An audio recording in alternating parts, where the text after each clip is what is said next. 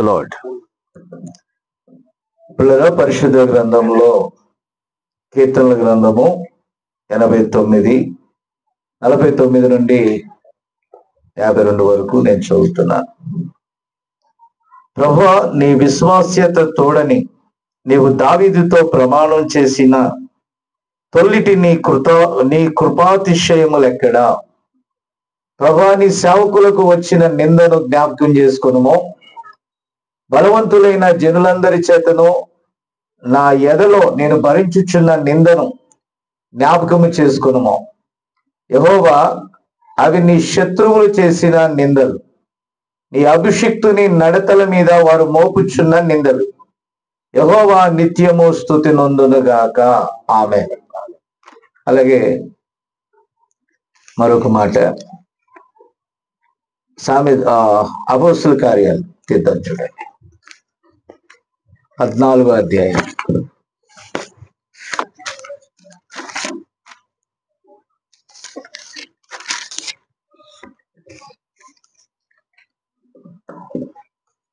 ఇరవై 21 నుంచి 23 వరకు చదువుతున్నాను.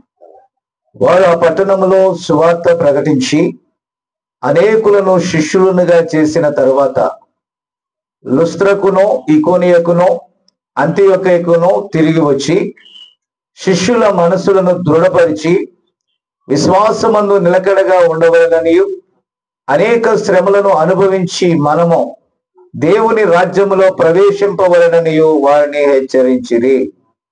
మరియు ప్రతి సంఘములో వారికి పెద్దలను ఏర్పరిచి ఉపవాసముండి ప్రార్థన చేసి వారు నమ్మిన ప్రభువుకు వారిని అప్పగించిరి. ప్రార్థన చేద్దాం. ప్రేమగల మా తండ్రి, పరిశుద్ధుడైన దేవా, నీకే వందనాలు, స్తుతులు నాయన.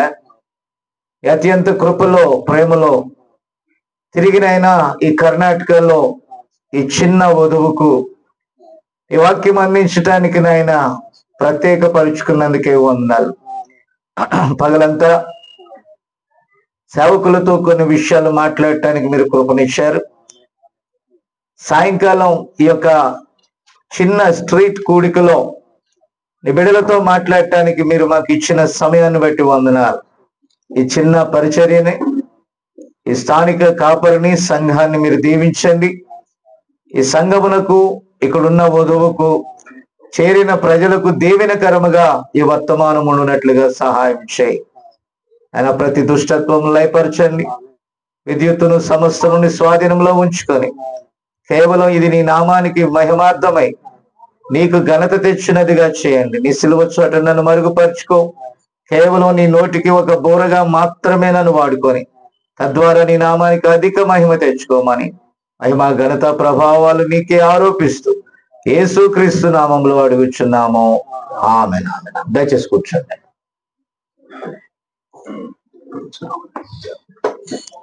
ప్రేమైన దేవుని బిడ్డలారా, ఈ సాయంత్రం వేళ మరి ప్రయాణంలో మన సేవకులు వారి స్థానాలకు వెళ్ళాలి. అందుకని నేను త్వరగానే ముగిస్తాను. ఇది నా అంశము, వాక్యము నిమిత్తము నింద. Amen. Reproach for the word. పిల్లరా, ఇక్కడ మనం చూసినట్లయితే లోకంలో తప్పు చేసి పడే నిందలు వేరు, వాక్యము నిమిత్తము పడే నిందలు వేరు. ఆమేన్. ఎల్లప్పుడూ కూడా సాతాను చేసే పని ఏంటంటే, ఆమేన్, అందరు ఉన్నారా? ఆమేన్ చెప్తారా? దేవుని ప్రజలను వాడు అవమానపరచాలని వాడు కోరుకుంటా ఉన్నాడు. పిల్లరా, ఇక్కడ గమనిస్తే జీవము గల వర్షము కురియాలంటే మొదటిగా మనం ఉరుముల శబ్దాన్ని వింటాం. తర్వాత ఆ వెలుగు లేకపోతే ఆ మెరుపు, ఆ రౌద్రము, ఇన్ని జరిగిన తర్వాత వర్షము వచ్చి జీవాన్ని ఇస్తుంది. అవి లేకుండా అది జరగదు. కాబట్టి నీవు క్రీస్తులో క్రొత్తగా జన్మించినట్లయితే ఆమేన్, ఆ పాత జీవితము చనిపోయి క్రొత్త జీవితము నీలో ప్రారంభమైనప్పుడు కొన్ని రసాయన క్రియలు ఎలాగైతే జరుగుతాయో కొంత ఒత్తిడి నీ జీవితంలో ఉంటుంది. ఆమేన్. ఆ పాత ఇంటి నుండి క్రొత్త ఇంటికి మారితే మన మాటికి ఏం చేస్తా ఉంటామంటే ఆ పాత వస్తువుల్ని పాత స్థలంలో ఎతుకుతాం. నా మాట అర్థం చేసుకోవాలి. బైబిల్ ఏమంటుందంటే, కాగా ఎవడైనా క్రీస్తునందు ఉన్న ఎడల అతడు నూతన సృష్టి. ఆమేన్. కాబట్టి పాత సృష్టికి నూతన సృష్టికి మార్పు ఉంటది. పాత జీవితానికి నూతన జీవితానికి మార్పు ఉంటది. హల్లెలూయా. నా మాట అర్థమవుతుందా మీకు? కాబట్టి ఎవరు నిందిస్తారు, ఎవరు దాన్ని అవహేళన చేస్తారు అని అంటే వాక్య సంబంధిని వాక్య విరోధి ఎగతాళి చేస్తాడు. హల్లెలూయా. దేవుని స్తోత్రం కలుగును గాక.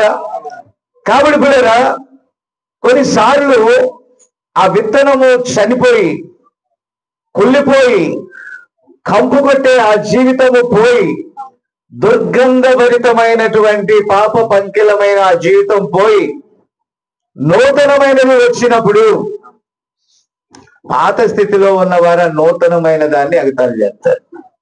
ఎందుకంటే వారు ఏమంటారంటే, మేము పరిశుద్ధులం కాదా,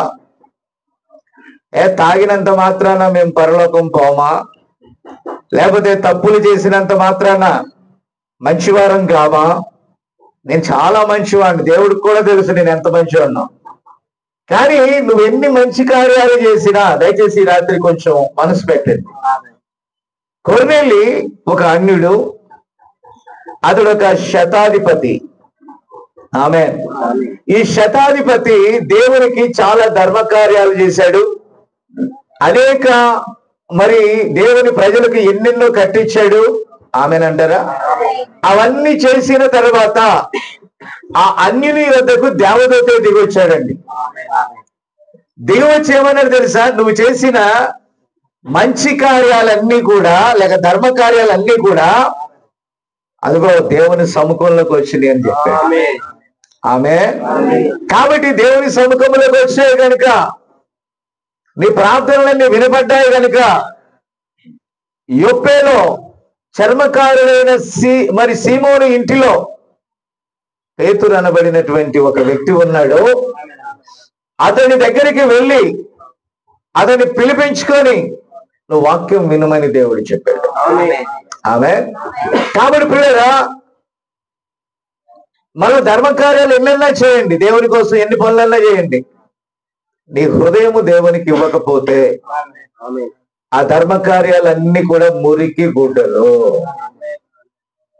దేవుని కోసం పని చేయండి, దేవుని కోసం వస్తువులు సమకూర్చండి, చర్చిలో ఫ్యాన్ కొనివ్వండి, డ్రమ్ కొనివ్వండి, మౌతులు కొనివ్వండి, బాక్సులు కొనివ్వండి, ఏదైనా చేయండి. నువ్వు ఎన్ని చేసినా వాక్యము విని రక్షణ పొందకపోతే అది ఎలా ఉంటది అంటే సరైన మార్గమును ఎరిగి తప్పిపోయినట్టు ఉంటుంది. ఆమె దేవదూత మాట్లాడినప్పటికీ కూడా.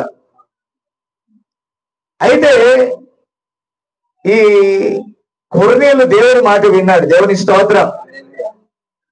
ఎవరికి భయపడలేదు, యొప్పేకి మనుషులను పంపడానికి భయపడలేదు, ఆ దినములో నిందించబడుతున్న వర్తమానాన్ని స్వీకరించడానికి భయపడలేదు.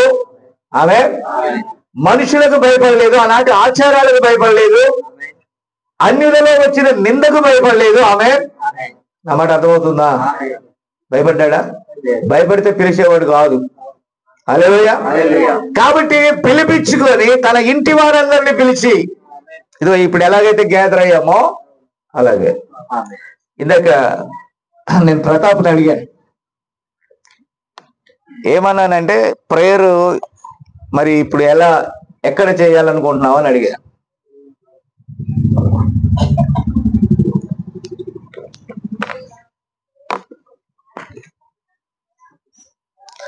ఉదయం వరకు చర్చిగాడే, ఇంతమంది పట్టరు అక్కడ. సాయంకాలం ఈ స్ట్రీట్ లో మనం ఏర్పాటు చేస్తాం. హల్లెలూయా. ఇప్పుడు వాక్యం వినటానికి మార్గము సరళమైంది. మనం రహస్యంగా కూడే టైంలో కూడొచ్చు. దేవుడు కొంత విషయాల్ని ప్రచురపరిచే టైంలో కొన్ని బహిరంగంగా కూడా మనం ప్రచురపరచాలి. ఎవరి మనోభావాలను దెబ్బతీయకూడదు. మళ్ళా ఆరాధనకి వారు ఎలాగో వాళ్ళ ఆ కొర్నేలు ధర్మకార్యాలు చేశాడు, అన్ని చర్చలకు ఇచ్చాడు, బహుశా మసీదులకు ఇచ్చుంటాడు, లేకపోతే ఇంకొక వాటికి ఇచ్చాడు. కానీ సత్యము ఏం చేసింది? అతని ఇంటికి వచ్చి తలుపు తట్టి ఆ సత్యమును ఎరగమన్నది. అతడు శతాధిపతి అయ్యుండి కూడా ఆమె దేవుని మాటలు ధిక్కరించకుండా మనుషులను పంపి వాక్యము విని అప్పుడే తన ఇంటి వారితో కూడా బాప్తిజమం పొందాడు. That is new life. అయితే అనేకులు నిందించవచ్చు, అనేకులు అవమానపరచవచ్చు, ఆమె అనేకులు దాన్ని బట్టి ఎగతాళి చేయొచ్చు, కానీ నమ్మిన వాడు సిగ్గుపడడు. ఇప్పుడు నీకు కనపడిన దేవుడు పక్కనోడు కనపడకపోవచ్చు, నేను పొందుకున్నది నీకు తెలియకపోవచ్చు, కానీ ఆయన ఎంత గొప్పవాడో పొందుకున్న నాకు తెలుసు. ఆమేన్. శత్రువు ఏమంటాడు తెలుసా? సాతాను ఏమంటాడు తెలుసా? మనము దేవుని ప్రేమించుట సాతానికి ఇష్టం ఉండదు. ఆమేన్. బాప్తిజమం తీసుకున్నట సాతానుడు ఇష్టపడాడు. పరిశుద్ధాత్మను పొందడానికి సాతానుడు ఒప్పుకోడు. వాడు అవమానంగా చెప్తా ఉంటాడు, ఎప్పుడు దాకా వీళ్ళతో కూడా ఆడావు పాడావు, వీళ్ళతో కూడా తిన్నావు తాగావు తిరిగావు, మీ ఫ్రెండ్స్ ని ఎగతాళి చేస్తారు, రా నాయన చేతకాని వాడు అంటారు నిన్ను, నీ బ్రతికేంటి, నీ స్టేటస్ ఏంటి, నువ్వు ఎలా రాజులాగా బ్రతికావు, అంతేనా మోహన్? అంతేనా? ఎన్నిసార్లు నిందకు భయపడ్డావు బ్రదర్ నుంచి వచ్చి? బ్రదర్ అన్న వాళ్ళ దగ్గరికి వెళ్తే బ్రదర్ అని, బాప్టిస్ట్ వాళ్ళ దగ్గరికి వెళ్తే బాప్టిస్ట్ అని, ఏందినా పెదవనంపల్లి వెళ్తే ఇంకోటని. దేవుని పిల్లలు సిగ్గుపడలేదు, వారు ఎగతాళి చేసినా సిగ్గుపడలేదు. ఆమేన్. దేవుడు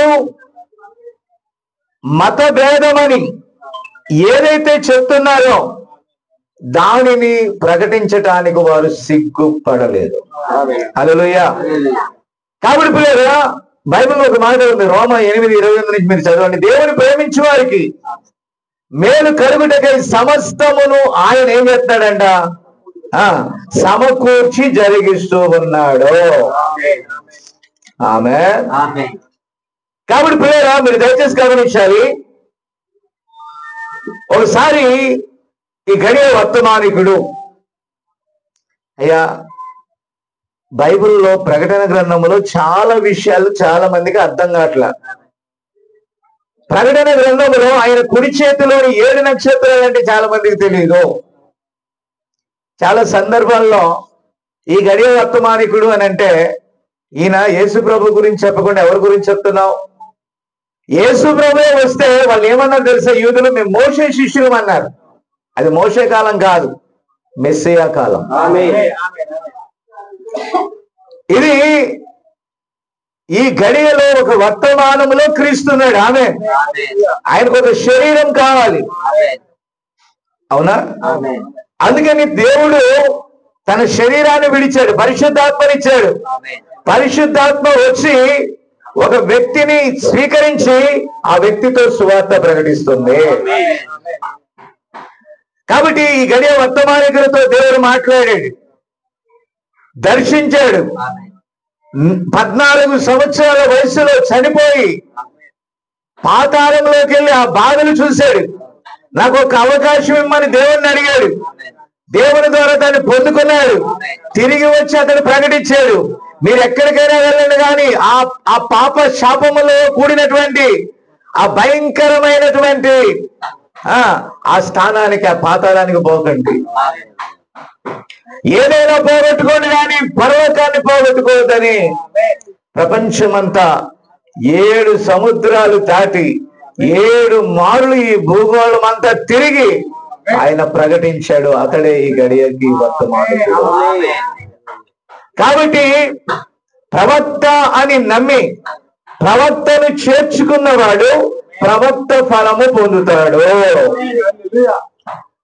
అప్పుడు ఆయనకి ఇచ్చిన వర్తమానము అప్పటి కాలపు సంఘములకు భేదముగా అనిపించింది.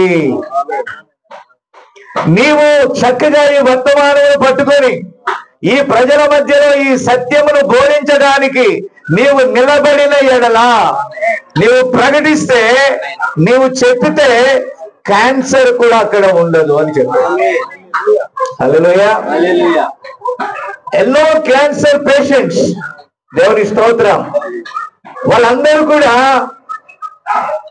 మరణపు అంచులోనికి వెళ్ళిన తనకు కలిగినటువంటి వాగ్దానమును బట్టి, దేవుడు తనకిచ్చినటువంటి ఆ రుజువును బట్టి అతడు అధైర్యపడక ధైర్యంగా ఈ వర్తమానాన్ని ప్రకటించి, డూ యూ ఫియర్ క్యాన్సర్, నువ్వు క్యాన్సర్ కు భయపడుతున్నావా అని చెప్పి క్యాన్సర్ ని గద్దిస్తే వారి దేహాలను విడిచిపెట్టి వెళ్ళిపోయింది. ఆ దినాల్లో మరణకరమైన వ్యాధి అంటే, ఎందుకంటే దేవుడు ప్రామిస్ చేశాడు, ఏ వ్యాధి ఈ వర్తమానము ఎదుట నిలవజాలదు. హల్లెలూయా. దేవుని స్తోత్రం కలుగును గాక. కాబట్టి పిల్లరా, ఒక దినాన ఎల్లప్పుడు కూడా ఆయన ప్రకటిస్తా ఉంటే ఆయన ఎగతాళి చేస్తా ఉండేవాళ్ళండి. నా మాట విన్నారా?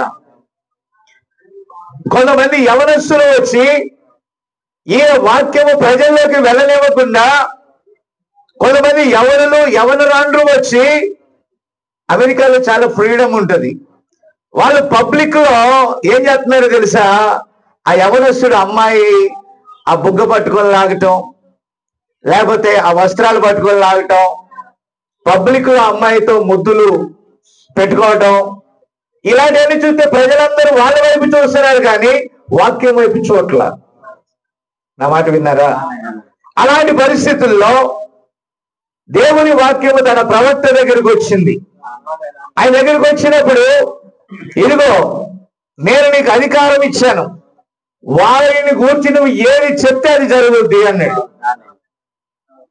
ఇంకంతే, ఏం చెప్పాలో తెలియదు. అయితే ప్రభు కల్వరిలో నిందించబడినప్పుడు, ఎగతాళి చేయబడినప్పుడు, అవమానపరచబడినప్పుడు, ఆ ప్రభు అవమానపరచబడినప్పుడు ఏమన్నాడు తెలుసా? మీరేం చేయించున్నారో మీరు ఎరుగరు కనుక క్షమించు అన్నాడు. ఎరిగిన వారికి ఎరగని వారికి మధ్య జరిగే పోరాటమే.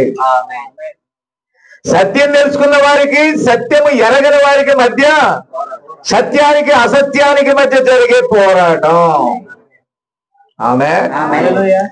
ఇప్పుడు ప్రవక్త అన్నాడు, ఏమన్నాడంటే, ప్రభువా ఇక నేనేమనగలను?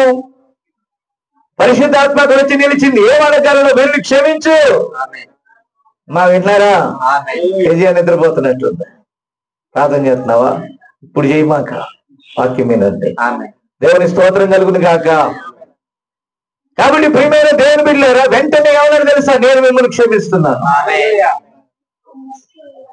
వారు కొద్ది కాలానికి మార్పు పొంది అదే చర్చిలో సాక్షులై ఉన్నారండి. ఎవరు పిల్లలారా?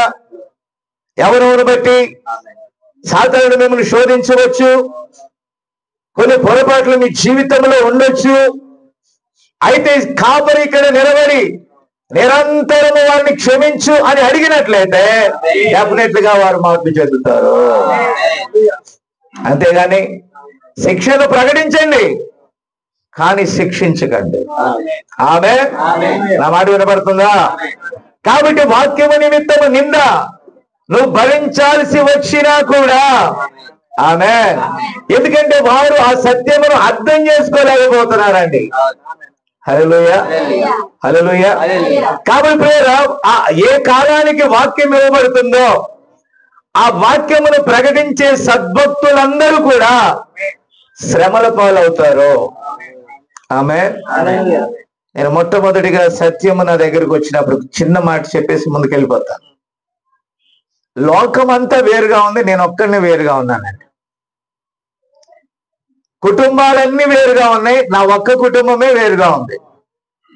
అప్పుడు నాకు గుర్తొచ్చింది యెహోషువ అన్నట్టు, నేనును నా ఇంటి వారును యెహోవానే సేవించేదేమో. ఆమేన్.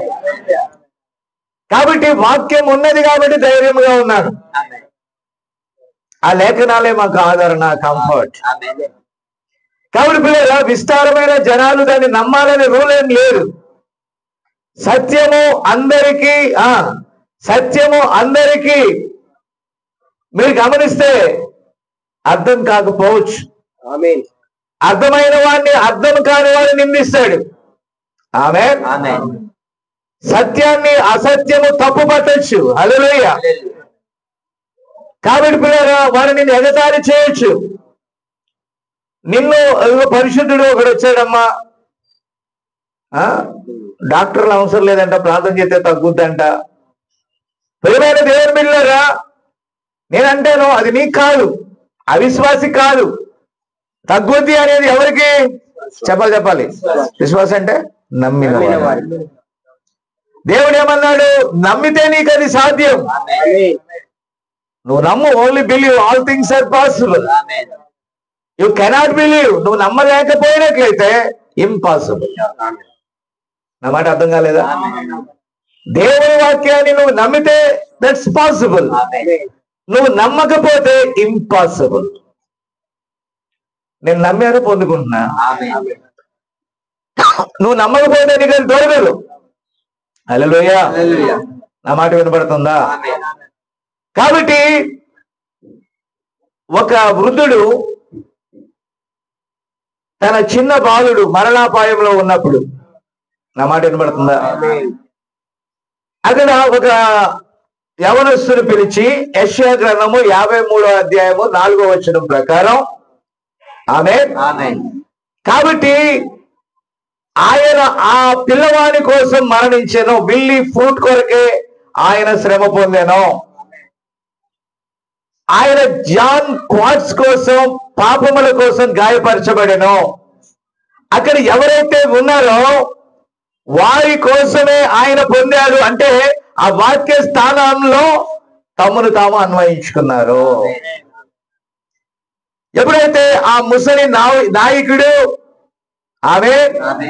చనిపోవచ్చున్నాడు, వ్యాధిగ్రస్తుడయ్యాడు, ఆ బైబిల్ తీసుకొచ్చి ఇది నా కోసమే, ఈ వాక్యము నా కోసమే, లేకపోతే ఆ బాలుని కోసం, ఆ వాక్యం మన కోసం, ఆ వాక్యం నీ కోసం, ఆ వ్యాధులన్నిటినీ ఆయన భరించాడని చెప్పినప్పుడు దేవుడు అక్కడ హీలింగ్ చేశాడు. ఈ రోజు అది నా కోసమే తీసుకోవాలి బైబిల్ని. ఆ వ్యాధి వచ్చి సాతానుడు వచ్చి నిన్ను భయంకరుడిగా చేస్తాడు, భయభీతులకు నిన్ను లోనయ్యేటట్టుగా చేస్తాడు. నా మాట వినాలి. అర్థమవుతుందా మీకు? వ్యాధి రాగానే డాక్టర్ చెప్పిన మాటల మీద మనం ఎంతో కాన్సన్ట్రేషన్ చేస్తాం. చిన్న ఎగ్జాంపుల్ చెప్తాను, ముందుకెళ్తాం. ఆనాడు దేవుని వాక్యం వచ్చినప్పుడు నేను నిలబడ్డాను కనుక ఇక్కడికి వాక్యం వచ్చింది. కట్టుకున్న ఇల్లు విడవమన్నాడు కాబట్టి అనేకమైన స్థానంలోకి దేవుడు తీసుకొచ్చాడు. ఆ రోజు దేవుని వాక్యాన్ని నేను పరిపూర్ణంగా నమ్మాను కాబట్టి ఈ రోజు ధైర్యంగా మీ ముందు బోధించగలుగుతున్నాను. హల్లెలూయా. దేవుని స్తోత్రం కలుగును గాక. ఈ మధ్య యాక్చువల్ గా ఈ 5వ తారీఖు చెన్నైలో జరగాలి సేవకుల కూడిక. నేను ఇక్కడ 26 గాని లేక 24 గాని వస్తానన్నాను డిసెంబర్లో, అంతేనా? అయితే పరిస్థితులు కొంచెం మార్పు చెందాయి. ఆ తర్వాత నాకు మరొక ఆప్షన్ ఎక్కడా లేదు, ఇక్కడే ఆప్షన్ ఉంది మీటింగ్ జరపడానికి. మన ప్రతాప్ని అడిగితే, అయ్యా I have so many financial struggle. అప్పుడు నేను ప్రార్థన చేస్తే దేవుడు అన్నాడు, ధైర్యంగా ఒప్పుకోమను, నా కార్యం అతడు చూస్తాడు అని చెప్పాడంటే. ఎప్పుడు ఒప్పుకోవాలి తెలుసా? మనకు అన్ని ఉన్నప్పుడు కాదు, అంతేనా? అన్ని ఉన్నప్పుడు కాదు. మన విశ్వాసం ఎప్పుడో తెలుసా? ఏమీ లేనప్పుడే. యేసు ప్రభు సమాజ మందిరంలో ఉన్నాడు. ధనవంతులు తనకు కలిగినవన్నిటిని తెచ్చి ఆ డబ్బాలు ప్రెస్టేజ్ గా మోసుకొచ్చారు. అబ్బాయి పురుషోత్తం, ఆ గంప తీసుకురా. ఏం తీసుకురావాలా? ఆ గంపలో బంగారు నాణ్యాలు ఒక్కొక్కటి కుమ్మరించి దాంట్లో అన్నాడు. ఆ తర్వాత మోహన్ వచ్చాడు. అబ్బాయి విజయ్, వెండి నాణ్యాలు గంప తీసుకురా అన్నాడు. కుమ్మరించి అన్నాడు. తర్వాత దేనయ్య వచ్చాడు. అతని దగ్గర ఉన్నటువంటి నాణ్యాలు తీసుకొచ్చాడు. కుమ్మరించి అక్కడ అన్నాడు. అందరూ వేసేశారు, కుప్పలు కుప్పలు వేశారు. అందరూ పొగుడుతున్నారు. అక్కడ ఎక్కడో లాస్ట్ ఒక ఆపర్చునిటీ వచ్చింది. అక్కడ బీద విధవరాలు తన జీవనం కొరకు 2 మీనాలు, 2 నాణ్యములు ఆమె దగ్గర ఉన్నాయి అంతే. ఆ 2 నాణ్యములను తీసుకొని వచ్చి వణుకుతూ వణుకుతూ వచ్చి ఆకలిని చంపుకొని వచ్చి ఆ రోజు జీవనం అంతా దాంట్లో వేసి, ప్రభు అంటే సృష్టికర్త, సర్వాధికారి. వారు కలిగిన వాటిలో వేసిన వేటిని ఆయన లక్ష్య పెట్టాల. ఎందుకంటే వారు ఆయన పేరిటే ఎత్తున్నారు. అక్కడ ఆయన ఇక్కడ ఉన్నాడు, అక్కడ ఉన్నాడు. ధర్మశాస్త్ర ప్రకారం ఆయన అక్కడ ఉన్నాడు. ఆ వాక్యము శరీరధారి ఆయన ఇక్కడ ఉన్నాడు. యాక్చువల్ గా ఈయనకే వాళ్ళు వేస్తున్నారు. యాక్సెప్ట్ చేయాల్సింది కూడా యేసయ్యే. ఆమె కాబట్టి శరీరంలో ఉన్న యెహోవా దాన్ని యాక్సెప్ట్ చేయాలి. ఆమెనంటారా? కాబట్టి ఆయన యాక్సెప్ట్ చేయడానికి దాన్ని చూసి అన్నాడు, మీరందరూ కలిగిన వాటిలో ఇచ్చారు, ఈమె లేమిలో ఇచ్చింది కనుక ఆమె కానుక యాక్సెప్ట్. స్తోత్రం, స్తోత్రం. వాక్యము నిమిత్తము హల్లెలూయా. ఈ సారిపతు విధవరాల దగ్గరికి అన్నట్టుగా పొమ్మనేమో నన్ను, ఆమె కూడా ఆమె కలిగిన దాన్ని బట్టి ఏమంటుంది ఆమె? అయ్యా, ఈ ముద్ద నాకు, నా కుమారుడికే ఉంది. ఏలియా అన్నాడు, కానీ నాకు కొంచెం సిగ్గండి. కొంచెం ఏలి అన్నాడు, అయినా అడుగు అన్నాడు. ఏమన్నాడు తెలుసా? ఏమన్నాడు? అయినా ఆ మొదటిది దేవుడు ఇమ్మన్నాడని చెప్పు అన్నాడు. అసలు ఏలియాని నమ్మిందో లేదో నాకు తెలియదు, కానీ దేవుడిని అయితే నమ్మి.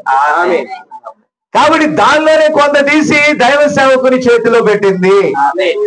ఆ నీళ్లు దైవ సేవకునికి ఇస్తే కరువు దినాలు తీరిపోయే వరకు ఆమె ఆ నూనె తక్కువ కాలేదు, పిండి తరిగిపోలేదు. ఆ దేవుడు ఈ రోజు ఉన్నాడా? ఆ దేవుడు ఉన్నాడు ఈ రోజు. కాబట్టి వాక్యాన్ని తీసుకొని వెళ్ళమన్నప్పుడు వాక్యం నిమిత్తం నాకు నిందా. ఎలాగ నిందా? అరే, ఆ దైవ సేవకుడికైనా బుద్ధి ఉండొద్దా? ఒకవేళ రిబ్కా అనుకుందేమో,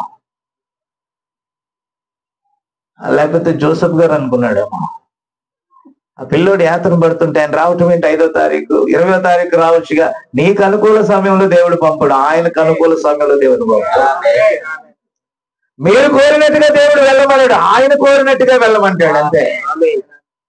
ఇలాంటి నేను ఎన్నో అనుభవించానండి. దైవ సేవకులు ఇజ్రాయెల్ గారు, ఇజ్రాయెల్ గారు గుంటూరు నుంచి వచ్చేటప్పుడు నా దగ్గర ఏమి లేని రోజుల్లో నేను వస్తాననేవాడు.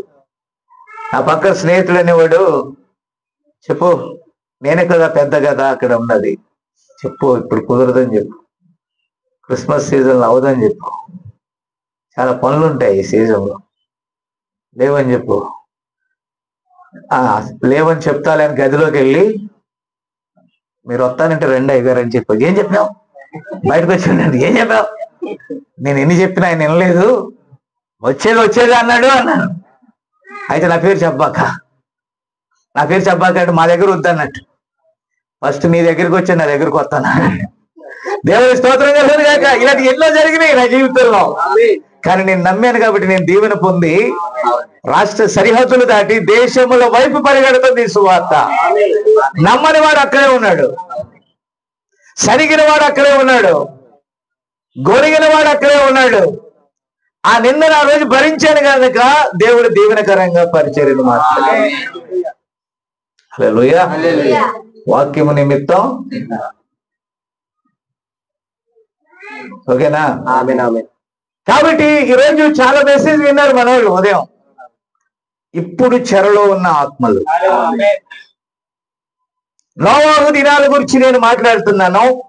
ఇప్పుడు ఇవన్నీ తీసి చూపించడానికి లేఖనాలు టైం సరిపోదు కనుక, ఎందుకంటే మనం ట్రైన్కి వెళ్ళాలి, నేను త్వరగా ముగించాలి కనుక త్వరపడుతున్నాను. ఆమె కాబట్టి మీరు గమనించాలి పిల్లరా, ఆదికాండం 6వ అధ్యాయం మీరు తర్వాత చదువుకోండి. అక్కడ దేవుడు మాట్లాడుతూ ఒక వర్తమానము నోవాహుకు పంపించాడండి. ఎందుకనంటే ఈ ప్రపంచాన్ని నేను జల ప్రళయముతో కొట్టివేయనై ఉన్నాను అన్నగారు. అవునా? అయితే నీకు ఒక వర్తమానం ఇస్తా, నీవు ఆ వర్తమానముతో 120 సంవత్సరాలు అది నువ్వు బోధించు. ఆమేన్. దాని గురించి ఇంకెక్కువగా వివరించను, మీకు తెలుసు కాబట్టి. మీకు సంగతి తెలుసా, నోవాహు కాలము ఇప్పుడున్న శాస్త్ర సాంకేతిక పరమైన జ్ఞానము కంటే ఉన్నతంగా ఉన్నదండి. మీకు అర్థమైందా? ఆ పిరమిడ్స్ గాని అవి గాని ఇవి గాని విన్నారా? అది చాలా శాస్త్ర సాంకేతిక విషయాల్లో చాలా టెక్నాలజీ కలిగినటువంటి కాలం అది. అంత టెక్నాలజీ ఇప్పటి వరకు మన వాళ్ళు ఎవరు చేయలేకపోయారు. 4500 సంవత్సరాలు, లేకపోతే ఇంచుమించుగా 5,000 సంవత్సరాలు, 5,000 పైబడిన సంవత్సరాలుగా విన్నారా? ఆ విత్తనాలు ఇంకా ఉన్నాయి, ఆ మమ్మీలు ఇంకా ఉన్నాయి. అంటే ఎంత ఉన్నతమైన సాంకేతికత అక్కడ ఉన్నది. ఆమేన్. కాబట్టి పిల్లరా, మీరు దయచేసి గమనించాలి, యేసు ప్రభువు తన రాకడ దినాల గురించి, నోవాహు దినాలు ఎలా ఉంటాయో నా రాకడ దినాలు కూడా అలాగే ఉంటాయి అన్నాడు. ఇప్పుడు రాకడ వచ్చినట్టుగా నేను వచ్చానండి. మన వాడు 26వ తారీఖున వస్తాడని నా కోసం ఎదురు చూస్తే 20 రోజులు వెనక్కి పెట్టి, ఎన్ని రోజులు? 20 రోజులు ముందే వచ్చా. ప్రభు రాకడ కూడా అలా ఉండొచ్చాను. ఆమె దేవుడు ఎదురు చూసే కాలంలో రాలే, ఎదురు చూడని కాలంలో వచ్చాడు. వారు అనుకున్న కాలంలో ఆయన పుట్టాల, వారు అనుకున్న కాలంలో ఆయన పుట్టాడు. దేవునికి తన సొంత కాలం ఉంటుంది, ఆ కాలంలోనే ఆయన తన పని చేస్తాడు. ఆమె చెప్తారా? దేవుని స్తోత్రం. మనం అనుకున్నట్టుగా జరిగితే నువ్వు దేవుడు అవుతావు, ఆయన ఎందుకు దేవుడు అవుతాడు? ఆయన అనుకున్నదే చేస్తే ఆయన దేవుడు అవుతాడు. హల్లెలూయా, హల్లెలూయా. కాబట్టి చాలా అసలు నోవాహు ఆ కాలంలో నిలబడటం గొప్ప విషయం అండి. ఇప్పుడు అగ్నిస్తంభం కెమెరాకు దొరికింది, డన్. మేఘస్తంభం కెమెరాకు దొరికింది, లైఫ్ మ్యాగజైన్ లో పడింది. ఓకేనా? సైన్స్ మ్యాగజైన్ లో పడింది. ఈ గడియ వర్తమానికుని కాలంలో కొన్ని రుజువులు ఉన్నాయి, కానీ ఏ రుజువు లేని కాలంలో నోవాహు ప్రకటించుట. కంటికి కనిపించే రుజువులున్నా ఈ కాలం నమ్మల, రుజువు లేని కాలంలో అతడు నమ్మటం గొప్ప విషయం. హల్లెలూయా. నా మాట అర్థమవుతుందా? ఈరోజు మనం ఏమనుకుంటాం తెలుసా? అద్భుతాలు జరిగితేనే దేవుడు అనుకుంటాం. అన్ని అద్భుతాల్లో నువ్వు తిరిగి జన్మించే అద్భుతమే గొప్పది. నీ సృష్టికర్తలను జ్ఞాపకం చేసుకోవడమే గొప్ప అద్భుతం. యేసు ప్రభు డిసెంబర్ 25న పుట్టాడో లేదో మీరు ఏదో చేస్తున్నారు, నేనేమి మిమ్మల్ని బాధ పెట్టను, అది నా పని కాదు. విన్నారా? కానీ నీవు క్రొత్తగా ఆయనలో జన్మించేవారు, అది చూడు. ఆయన నీలో నివాసం చేస్తున్నాడని అది చూడు. నీవు పెళ్లి కుమార్తెగా సిద్ధపడుతున్నావని అది చూడు. నీ ఇంటికి రంగులు వేసుకోవచ్చు, కానీ ఈ దేహము నా ఆలయం అన్నాడు ఆయన. బైబిల్ ఏమని చెప్తుంది? 1 కొరింథీ 3:16 ఏమన్నాడు? మీరు దేవుని ఆత్మ వాక్య స్వరూపిగా మీలో నివసిస్తున్నప్పుడు ఈ ఆలయము పాడవుగా. మీరు కట్టిన మందిరాల్లో ఆయన ఎందుకుంటాడు? ఆయన కోరుకున్న ఆలయం ఇది, ఆయన తయారు చేసుకున్న ఆలయం ఇది. ఇందులో నివసించాలని ఆయన కోరుకుంటే ఆమె. మనం ఏమంటున్నాం? మనం ఏమనుకుంటున్నాం తెలుసా? చుక్క పెడితేనే దేవుడు ఆగుతాడు అక్కడ. ఏ స్టార్ అది? కరెంట్ పోతే ఉంటుందా స్టారు? నువ్వు ఎంత పెద్ద స్టార్ అన్నా పెట్టు, కరెంట్ పోయింది, తుఫాన్ వచ్చింది, కానీ వాక్యం అనే స్టార్ గాలి వచ్చినా, తుఫాను వచ్చినా, అలలు వచ్చినా, ఏది వచ్చినా అది నిలబడుతుంది. ఎందుకంటే నీ హృదయంలో నివాసం చేస్తుంది. ఆ వాక్యం నిలబెడుతుంది, నిన్ను నిలబెడుతుంది. దేవునికి స్తుతి కలుగును గాక. ఈ మధ్య నేను లింగముట్ల అనుకోని విధంగా వెళ్ళాల్సి వచ్చిందండి. ఆ రోజు ఈ మధ్య డేవిడ్ కి, రమేష్ కి యాక్సిడెంట్ అయినప్పుడు, ఏదో లారీలు గుద్దిన యాక్సిడెంట్ కాదు, ఆటోలు గుద్దిన యాక్సిడెంట్ కాదు, దాని పేరు ఏం పెట్టాలో టైటిల్ నాకు అర్థం కావట్లా, పంది గుద్దిన యాక్సిడెంట్ అండి. అది టైటిల్ భలే ఉంది. కారు గుద్దిన యాక్సిడెంట్ కాదు, ఆటో గుద్దిన యాక్సిడెంట్ కాదు, స్కూటర్ గుద్దుకున్న యాక్సిడెంట్ కాదు. జోక్ ఏంటో తెలుసా, మన వాళ్ళు మాట్లాడు, పందులు ఉంటాయి జాగ్రత్త జాగ్రత్త అని పందితో గుద్దించుకున్నారు. చాలా మంది నశించేది అక్కడే. నశించేది ఎక్కడ? దెయ్యాలు వస్తాయి జాగ్రత్త, దెయ్యాలు వస్తాయి జాగ్రత్త, దెయ్యంతో తొక్కించుకున్నట్టయింది. నా మాట విన్నారా?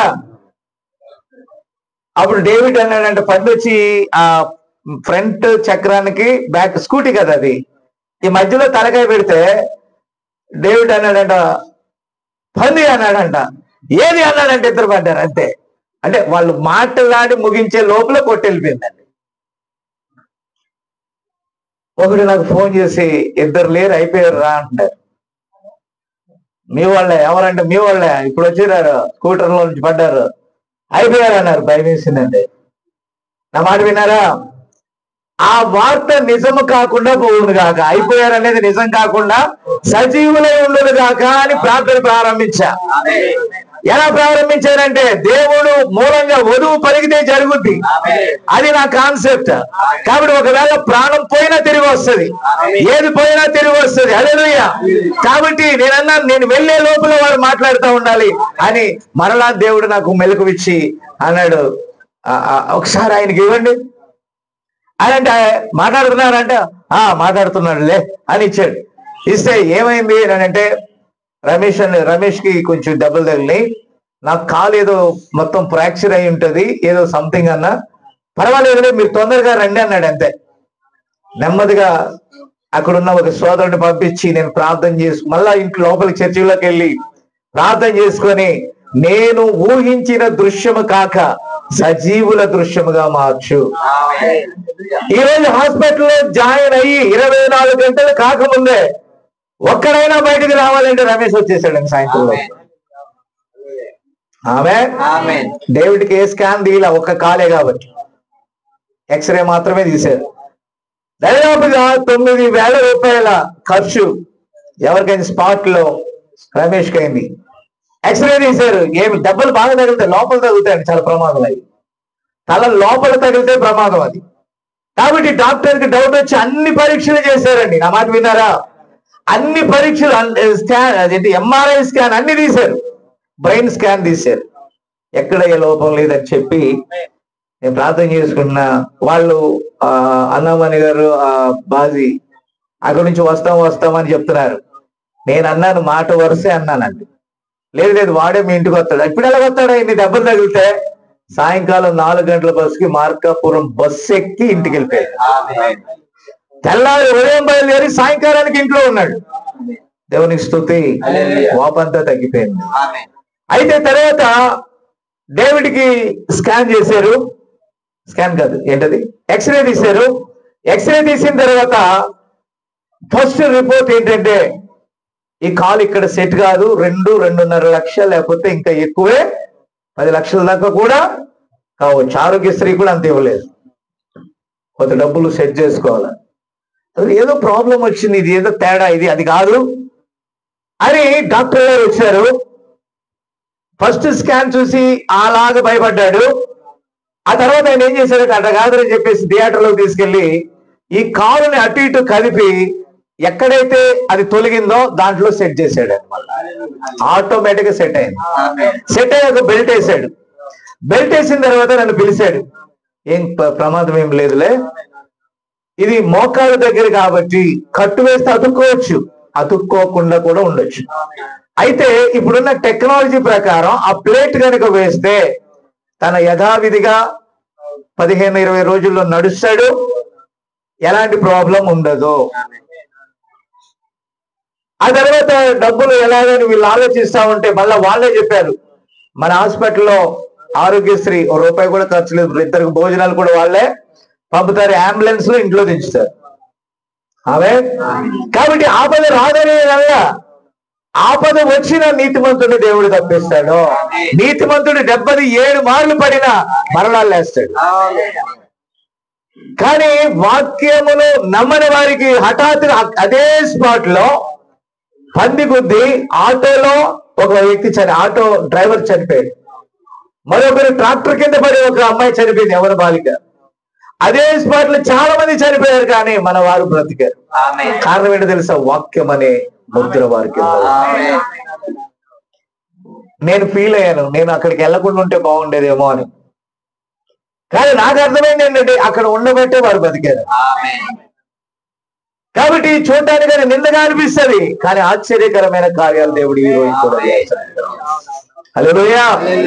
కాబట్టి పిల్లలు, ఆ తరము వారిలో ఒక ముసలాయన ఉన్నాడు, తన ఇంటి వారితో కూడా ఏదో పనులు చేసుకుంటున్నాడు. అతనికి 3 కుమారులు ఉన్నారు, షేము, హాము. అతనికి ఒక ముసలి భార్య ఉంది, 3 కోడళ్ళు ఉన్నారు. అతను తన పనిలో ఉండగా దేవుని వాక్యం అతని దగ్గరకు వచ్చింది. ఆమె చెప్తారా? ఆయన దగ్గరికి వచ్చి, ఈ తరము వారి అంతా ఎటుగా ఇది ప్రకటించడానికి నువ్వే ఎలిజిబుల్ అని.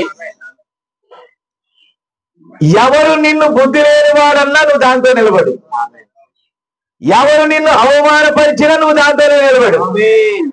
నీవు నిలబడగలిగితే ఈ వర్తమానం నీకే అన్నాడు. వాక్యం నిమిత్తం నువ్వు ఎన్ని నిందలు అనుభవించడానికైనా రెడీనా?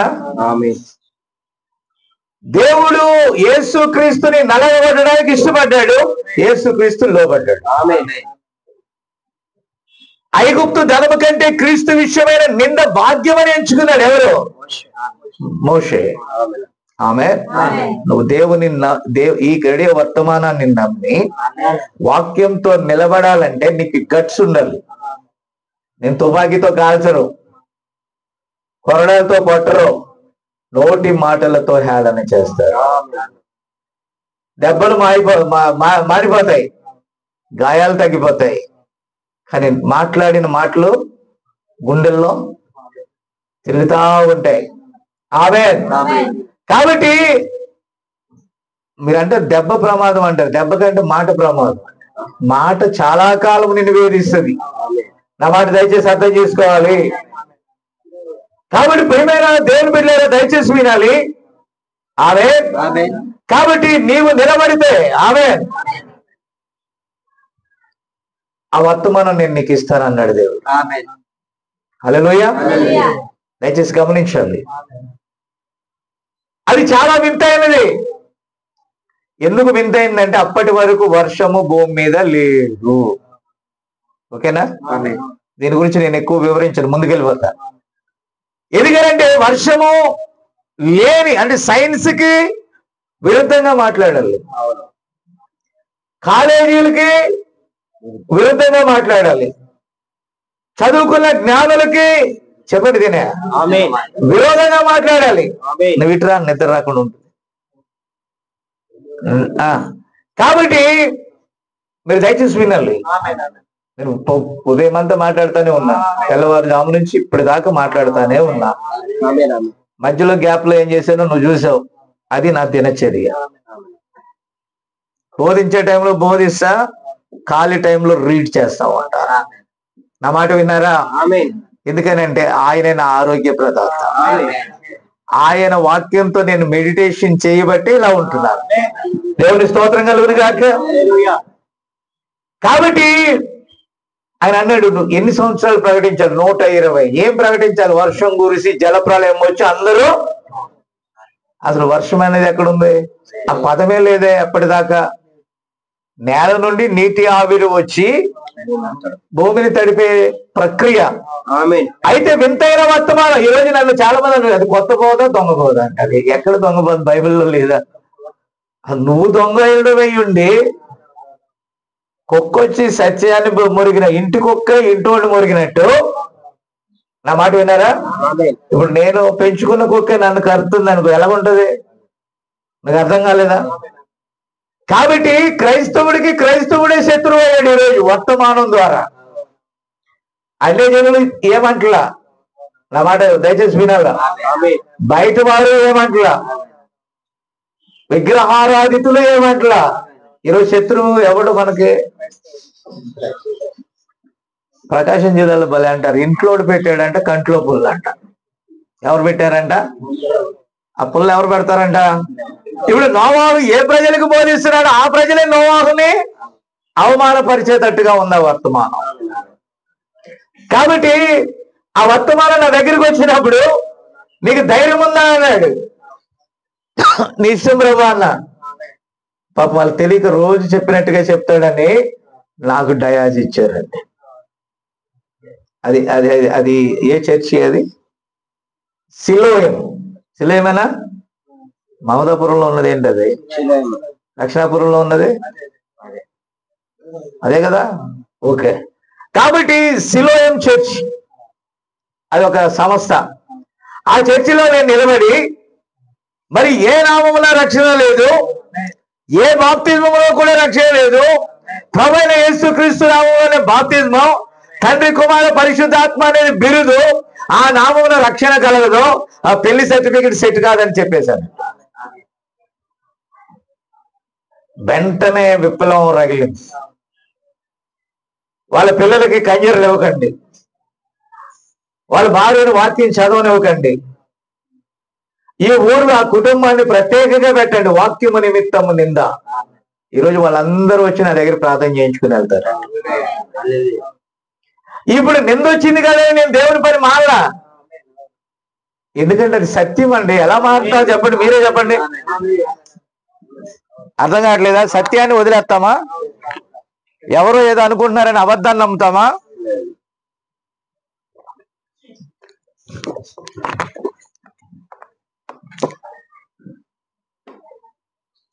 వారికి అది అర్థం కాదా? ఒక ఆయన అన్నాడు, ఇతను ఎంతో కాలం ఉండడు, తప్పుడు బోధిస్తున్నాడు, ఇతను చచ్చిపోతాడు అన్నాడు. ఎంతమందిని నన్ను చచ్చిపోతారన్న వాళ్ళు ఎందరు చచ్చారో వాళ్ళందరూ సమాధులకు వెళ్లాల్సి వచ్చింది. నేను విన్నారా? పిల్లరా, భౌతికంగా చనిపోతే ఏం ప్రాబ్లం లే, ఆత్మీయంగా చనిపోతేనే ప్రాబ్లం ఉంది. నా మాట దయచేసి అర్థం చేసుకోవాలి. వాక్యము నిమిత్తము నింద గొప్ప భాగ్యం. నేను భాగ్యంగా ఎంచుకున్నా దాన్ని. ఈ గడియ వర్తమానము వచ్చినప్పుడు ప్రతాప్ ధైర్యంగా నిలబడ్డాడు, నిలబడి నిందించబడ్డాడు, ఇప్పుడు శోధించబడుతున్నాడు. నిందించబడ్డాడు, ఇది వ్యక్తిగత పరిశోధన. ఆమేన్. పరిశోధించకుండా బంగారం పుటం వేయకుండా బంగారం మేలిమిగా మెరవదో. నాకు ఆర్థిక సమస్యలు వచ్చాయి, ఆరోగ్య సమస్యలు వచ్చాయి, కానీ వాక్య సమస్య రాలా. వాక్యము నుండి దేవుడు నన్ను వేరు చేయలే. వాక్యం కోసం వీటన్నిటినీ జయించుకొని నిలబడ్డాను. హల్లెలూయా. నా మాట అర్థమవుతుందా? కాబట్టి ప్రియమైన దేవుని బిడ్డలారా, ఒక దాన్ని బోధించుట నీకు రుజువైనట్లయితే, దేవుడు నీకు చెప్పినట్లయితే, ఆ వాక్యము కొరకు ఎన్ని పరిస్థితులు వచ్చినా నువ్వు నిలబడాలి. హల్లెలూయా. దేవుని స్తోత్రం. కాబట్టి అందరూ కూడా ఈ వర్తమానాన్ని అతడు ఎవరి దగ్గరికి తీసుకెళ్లేదు, దేవుడు చెప్పింది చేసేస్తున్నాడు. అదే ఒక వాడ కడుతున్నాడంట, జలప్రలయం నుండి తప్పించుకోవాలని ఎక్కడికి వెళ్ళాలి? అందరూ వాడలోకి వెళ్ళాలంట. ఆమేన్. నా మాట వినబడుతుందా?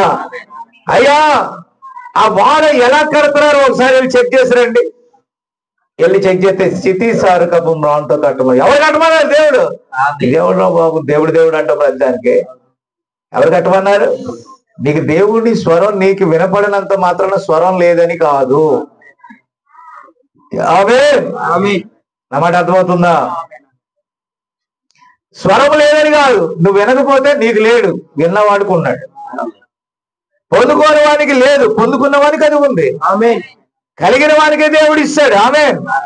అది నీకు తెలియకపోతే నోరు మూసుకొని కూర్చోవాలి, ఇంకా మనం ఏం చేసేది లేదు. అంతేనంటారా? కాబట్టి పిల్లరా, ఇవన్నీ డీటెయిల్స్ వచ్చిన తర్వాత ప్రజలలో అది స్ప్రెడ్ అనేది.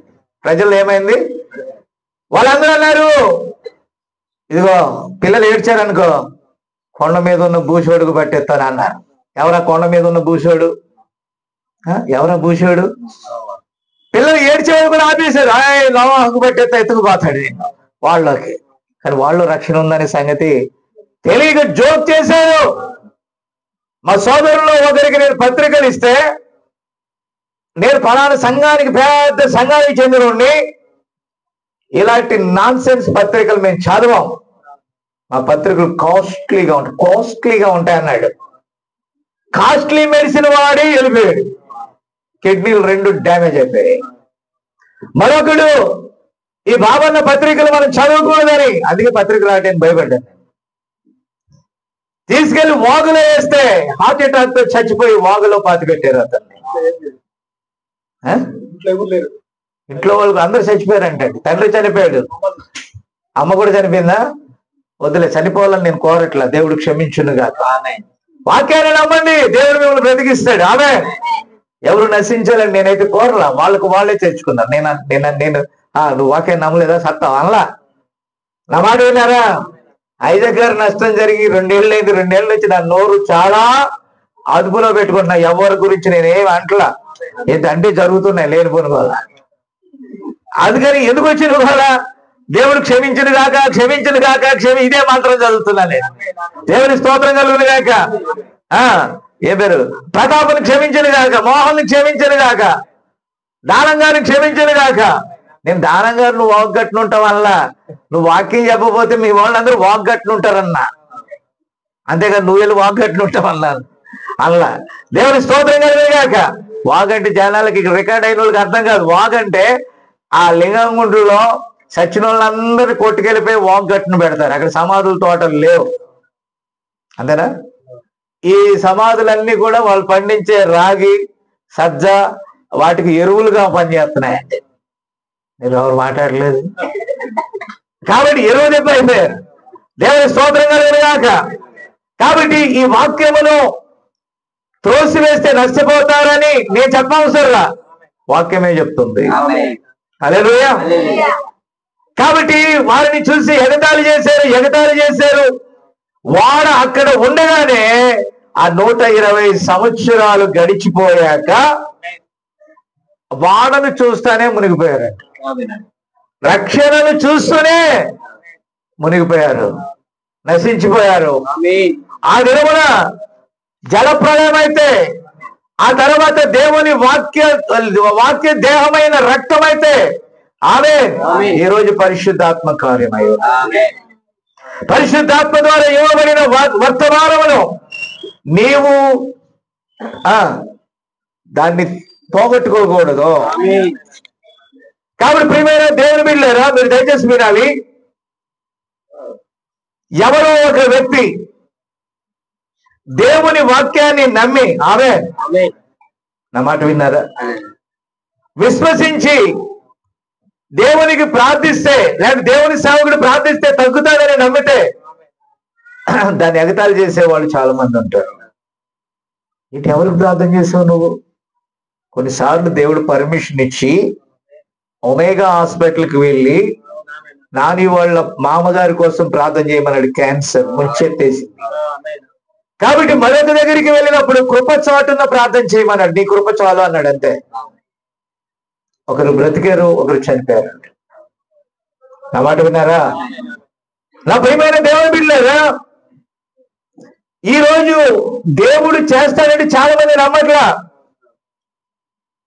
అక్కడ ప్రవక్త అంటున్నాడు, క్యాన్సర్ ముదిరిపోయిందని డాక్టర్లు చెప్పినా దేవుడు గనుక అతడు స్వస్థపడతాడు అని కనుక చెప్తే అతడు బాగుపడతాడు. దైవ సేవకుడు ప్రార్థన చేస్తున్నాడు. ప్రార్థన చేస్తా ఉంటే ఒక కుళ్ళిపోయిన యాపిల్ పండు కనబడుతుంది. ఆ తర్వాత మరొక దర్శనంలో అదే దర్శనం కంటిన్యూ అవుతుంది. ఆ దర్శనంలో ఒక మంచి యాపిల్ వచ్చి కుళ్ళిపోయిన యాపిల్ని తినేసిందండి. కుళ్ళిపోయిన యాపిల్ క్యాన్సర్, మంచి యాపిల్ దేవుని మాట. అప్పుడు ధైర్యం నేర్చుకొని పరిగెడుతున్నాడు, ప్రభా ఈ కళకు అర్థం ఏంటి అని. నాన్నగారు మీకు గుర్తుందా? ఒక చెట్టు వాడిపోయింది, ఒక చెట్టు చిగురించింది, ఇప్పటికీ బతికే ఉంది. బాగున్నది వాడిపోయింది. ప్రవక్త ద్వారా చేసిన కార్యాలు వధువులోంచి దేవుడు చేయట్లేదా? దేవుడు నాతో చెప్పాడు, ఇది వరకు ఉన్న కనిగిరి కాదు, జాగ్రత్త, అంత పొంచి ఉంది అన్నాడు నాన్నగారు. పిన్ టు పిన్ దేవుడు ఏదైతే చెప్పాడో అన్ని అక్కడ అలా జరిగాయి. మనం భయపడిపోయింది, షేక్ అయిపోయింది జరిగిన పరిణామాలను బట్టి. కొన్నిసార్లు దేవుని మాటని మనం ఎలా తీసుకుంటాం మిస్టర్? కేర్లెస్. అదంతేలే, ఈ మనిషి ఇంకా ఎక్కువ తీసుకుంటాడు కేర్లెస్. ఎందుకంటే అతని ఆస్తి పీర్లెస్ లో దాచుకున్నాడు లేండి. కాబట్టి మీరు దయచేసి వినాలి, ఈ రోజు ఆయనకు ఒక శరీరం కావాలి. ఆ శరీరంలో 5 రకాల పరిచర్య. ఆ పరిచర్యలో ఉన్న అపోస్తలుడు, ప్రవక్త, కాపరి, సువార్తికుడు, ఉపదేశకుల ద్వారా దేవుడు మాట్లాడినప్పుడు వినాలి. ఆ తరం వారిని వెర్రివారిగా చూడకూడదు. ఇక్కడ ఉన్నటువంటి ప్రతాపుని వెర్రివారిగా చూడవద్దు. అతడు ప్రకటించేది వింటే మీరు బ్రతుకుతారు. హల్లెలూయా. ఎందుకనంటే అంత్య దినాలలో అపహాసకులు లేచి అంటారంట, దేవుని వాగ్దానం ఏమైంది అని అంటారంట. అప్పటి వలే ఇప్పటి వలే భూమి అలాగే ఉంది కదా అంటానే ఉంటారంట. 120 సంవత్సరాలు నోవాహును కూడా వాళ్ళు అలాగే హింస పెట్టారంట. వాక్యం చెప్పావా? పెద్ద బోధ తల్లుబాటు తీసుకొచ్చి పొగ గోడంలో పెట్టి, ఏ గోడంలో? తల్లుబాటు చర్చిని చాలా మంది పొగ గోడం అన్నారా? కానీ మీరు దయచేసి గమనించాలి, అక్కడ సత్యం ప్రకటించబడుతుంది. ఆమేన్. సాతాను ఎన్నడూ కూడా ఇష్టపడు సత్యాన్ని ప్రకటించినప్పుడు. ఆమేన్. కాబట్టి ఒకరోజు దేవుడు అబ్రహాముతో మాట్లాడాడు. అబ్రహామా, మీ స్వజనుల యొద్ద నుండి బయటికి రా అన్నాడు. నీ గ్రామంలో, నీ పట్టణంలో నుండి బయటికి రా అన్నాడు. ఎక్కడికి వెళ్ళమంటే నేను చూపించే దేశానికి వెళ్ళమన్నాడు. అప్పటికి అబ్రహామునకు ఎన్ని సంవత్సరాలు? 75 సంవత్సరాలు. షారాకి ఎన్ని సంవత్సరాలు? 25, 65 సంవత్సరాలు. ఓకే. కాబట్టి ప్రియమైన దేవుని బిడ్డలారా, వారు ఇరువురు దేవుని మాటను నమ్మి బయటకు వచ్చారు. 100 సంవత్సరాలు వస్తా ఉన్నాయి. చాలా హేళన. ఒకరోజు షారా లేసింది, అయ్యా అబ్రామా, దేవుణ్ణి బాధ పెట్టబాక. ఎవరిని? ఇంకా నమ్ముతున్నావా? నేను నమ్మట్లే. నా మాట విన్నారా? అందుకని ఆ అబీమెలెకు రాజు నాతో పాటు ఒక మంచి 20 సంవత్సరాల అమ్మాయిని పంపించాడు. ఆ దినాల్లో బహుభార్యత్వం కేసు కాదు, విన్నారా? కాబట్టి ఈమె ద్వారా ఒక కుమారుని కని నాది. నేను ఒక మాట అంటున్నా, దేవుని వాగ్దానం అంటే వాగ్దానమే. నువ్వు ఎంతమందినైనా పెంచుకో, నువ్వు ఎంతమందినైనా తయారు చేసుకో, నువ్వు ఎంతమందినైనా సాక్కో, దేవుడు ఇస్తానన్నవాడే దేవుని వాగ్దానం నెరవేర్పు. ఆమె చెప్తారా? కాబట్టి ఒక్కొక్క కార్యం చేయడం మొదలు పెట్టాడు. నీ పేరేంటి అన్నాడు. అబ్రామ్ అన్నాడు. అబ్రామ్ కాదు, అబ్రహాం అన్నాడు. ఆమె పేరేంటి అన్నాడు. షారాయి కాదు, షారా, రాజకుమారి అన్నాడు. ఎవరు నాయనం, నువ్వు ముసలోడు కాదు కుర్రోడు అన్నట్టుగా మాట్లాడాడు. కాబట్టి సర్వశక్తి కలిగినటువంటి దేవుడు తన వాగ్దాన దినము వచ్చినప్పుడు వారు నిందలు అనుభవించారు, అవమానపరచబడ్డారు. ఎగతాళి చేయబడ్డారు, అందరూ ఆరడిపడ్డారు. వాగ్దానంతో నిలిచి ఉన్నారు. ఆమేన్. 100 ఏళ్ల వయసు వచ్చినప్పుడు ఏలో ఏమింటికి వచ్చి నీ భార్య ఎక్కడా అని అడిగితే వంటగదిలో ఉంది. మరలా వస్తా, అప్పటికి ఆమె కుమారుని గంటదంటే నవ్వింది. నవ్విన నాపసేను పండింది. దేవుని స్తోత్రం. మీరు నమ్మండి, దేవుని కార్యాలు దాని కాలంలోనే జరుగుతాయి, సాతాను కార్యాలు వెంటనే జరుగుతాయి. ఆమేన్. కాబట్టి అతడు ఓర్చుకున్నాడు, కాబట్టి ఆమేన్, అతడు పొందుకున్నాడు. యిర్మీయాకు ఒక విచిత్రమైన వర్తమానం వచ్చింది. ఎల్లి నా సేవకుడే నెబుకద్నెజరుకు నీ ప్రజలను వెళ్ళి దాసులై ఉండమన్నాడు. ఈ వర్తమానం నమ్ముతారా? మన యూదులో, మన అబ్రహాం సంతానం, అంతేనా, ఇస్సాకు, యాకోబు, మోషే నాయకత్వపు సంతానం వల్లే మనం వెళ్ళి ఎవరికి దాసులుగా ఉండకూడదు. కానీ దేవుడు ప్రవక్తతో యెహోవా ఎలా సెలవిస్తున్నాడు. ఆయన ఒక కాడి ఎత్తుకొని వచ్చాడు, కాడిని విరిచేశాడు. అననీయ అనేటువంటి తప్పుడు బోధకుడు, నేను కడతాను వాక్యం ద్వారా. ఇంకొకడు వస్తాడు, అది తప్పు అని అంటే రాయలక్క తప్పని నాకు కూడా అనిపించింది అబ్బయ్య. ఆ అబ్బి వచ్చి చెప్తాడు, కానీ నాకు మళ్ళీ నువ్వు చెప్పింది రైట్ కాదు. నువ్వు మొదటి నుంచి ఉన్నాడు అయితే, పాత దెయ్యం అయితే, ఈ అబ్బాయి కొత్త దెయ్యం. నేనెవరు మాట్లాడరు ఏంటంటే, పాత వాళ్ళే రైట్, ఓల్డ్ ఈజ్ గోల్డ్. కానీ నా రూట్ వేరు, పాతది రోత. దేవునికి స్తోత్రం కలుగును గాక.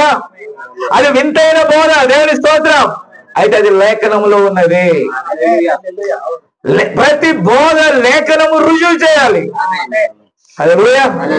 కాబట్టి యిర్మీయా వచ్చాడు, ఆ కాడిని మోసుకొని వచ్చి మీరు దాసులు అవుతారని అంటే ఇరిచేసి, అనన్య వచ్చి ఏం కాదు, మనం దాసులుగా ఉండవసరం లేదు, దేవుడు నాతో మాట్లాడాడు, డమాల్డు వాళ్ళని నువ్వు పోతావు లేరా అనుకున్నాడు. హల్లెలూయా. చివరికి యెహోవా ఇలాగూ సెలవిస్తున్నాడు అనేటటువంటి యిర్మీయా మాటనే దేవుడు నెరవేర్చాడు. ఈరోజు సత్యములకు విరోధముగా అనేకులు మీకు బోధించవచ్చు. ఆమేన్. హల్లెలూయా. దేవుని స్తోత్రం కలుగును గాక. నేను అది దాటవేస్తా ఉన్నానండి, ఎందుకంటే సమయం కోసం.